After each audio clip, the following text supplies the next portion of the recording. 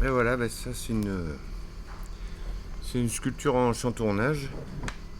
Donc en fait c'est des éléments que je découpe en planche, que je contrecolle ensuite et qu'ensuite je sculpte. Donc je fais à la fois de ce travail de feuilles de bois mais aussi du massif, une sculpture avec du cadre, du buis, de la bruyère, du sumac. Voilà, donc c'est pas le même travail. Là là on crée le morceau de bois au lieu de partir sur un morceau de bois existant massif quoi.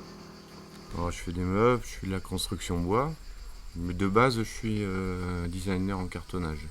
Et en fait cette technique c'est un peu un dérivé de ce que j'ai appris en origami et en 3D en fait.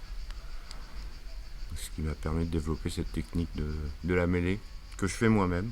C'est-à-dire que je contrecolle feuille à feuille en fait pour créer des blocs quoi. Ensuite j'y intègre, voilà, par exemple je vais intégrer une graine.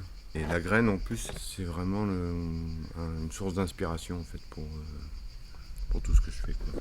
Ça c'est un bout de graine en fait. Alors, la table de jeu c'est une pièce que j'ai fait avec Fabrice Buisson qui est artiste vitrailliste. Et donc on a mêlé bois et verre. Mais c'est une table qu'on a fait à l'origine pour un concours. Un gros concours d'intelligence de la main. Et 800, 900 heures de travail. Tout est emboîté, tout est démontable. Pas un clou, pas une vis. C'est un immense puzzle en fait.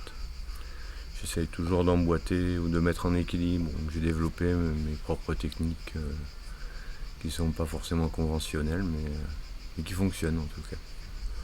En fait, moi je sculpte à l'imaginaire, hein, donc il y a pas mal de BD, de dessins animés, et puis des personnages un peu de contes ou un imaginaire de gosse, quoi. C'est un monde, en fait. C'est mon monde.